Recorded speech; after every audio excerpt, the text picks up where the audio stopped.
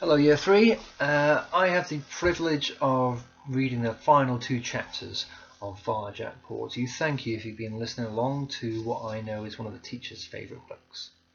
Here is chapter 34, the penultimate chapter. There was silence at the top of the stairs. The gentleman's cat was finished. Its body lay stiff and crumpled on the floor. It wasn't terrifying anymore.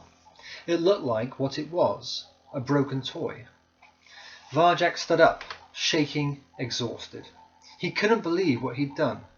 With all his skills, he was no match for the black cats. He'd fought the fight of his life, yet the truth was they were better than real cats in almost every way. But they could never be alive like a real cat. That was their strength. It was also their weakness. Somehow he made it count. The other black cat was staring at the broken toy, as if it couldn't believe what had happened either. It nudged the crumpled body. There was no response, no movement, no life.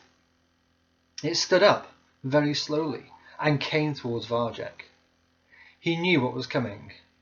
This one would never let him near its collar. It was going to avenge its twin. It was going to destroy him, and for all the world, he couldn't think how to stand against it. But it stopped, just before it reached him, and looked him in the eyes. For the first time, Varjak thought he saw a flicker of expression there. It looked sad, terribly, terribly sad. It wasn't fighting anymore. No, it was holding its neck out.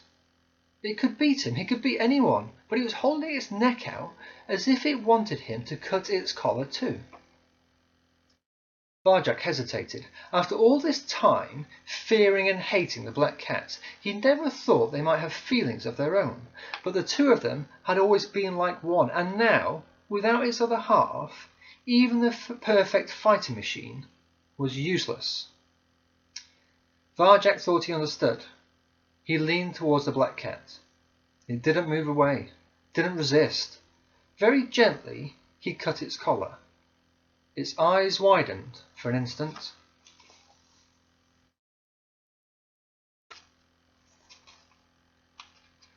And then it, too, ground down to a stop. It was over. He's done it! He's beaten them! Everyone was shouting now. We're free! Where was Holly? At that moment, she was all he could think of. Where was she? She'd figured out how to stop the cats. Was she the one who'd done it? Kinda sad, those black cats, said a gravelly voice behind him. One couldn't work without the other. Varjak turned to face her, his heart aching. Would she forgive him? Holly, I'm sorry. I should have come with you. Her mustard eyes were smiling. I know, but you made up for it. Because you're not the worst friend in the world, Mr. Paw, not by a long shot. They grinned at each other. Varjak, you did it, said Tam. She was breathless, and her eyes were shining. I told her you'd do it. Didn't I tell you, Holly? Tam, he said, it's good to see you again. Cheers were going up. Some of the cats on the cage were starting to head downstairs. Wait, shouted Holly. Her gravelly voice stilled them instantly. It's not over yet, she warned. We have to find a way out. The house is all locked. All the windows, all the doors. So we've got to find another way. We're going down, but quietly. No one does anything unless we tell you to. We're not bossing you around. We just know what's going on here. Do you understand? There was a ripple of agreement. Varjak marvelled at the way she took control. He smiled to himself as they led the cats down the stairs in a stealthy, silent column. He had his friends back, both of them. They'd beaten the black cats. They'd done the impossible. After all he'd been through, maybe, just maybe, everything was going to come good at last. Varjak, Varjak, help! He looked down. It was Julius howling. Julius in the gentleman's grip. The gentleman waiting for them at the foot of the stairs. The column of cats froze in fear. Varjak could see his family on the edge of the front room trembling, powerless. They were all powerless before the gentleman. The black cats were gone, but they were nothing compared to the man who made them. Click, clack. The gentleman dropped Julius and stepped towards the stairs, shouting in a voice like thunder. The columns of cats cracked and began to break. Wait, cried Holly. but no one was listening now.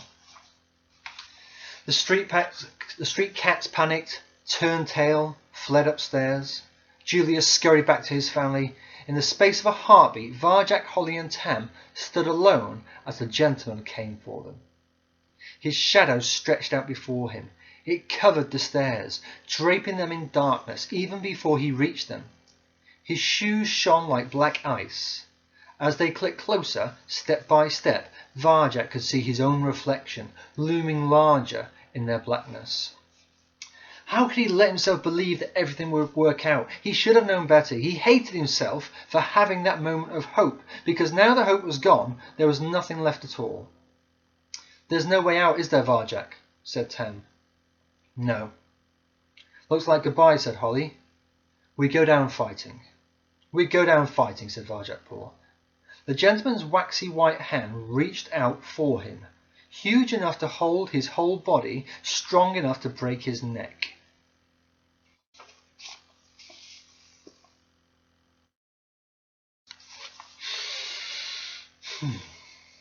Varjak bared his teeth, ready to bite, to fight to the death, and it would be death. How else could it end?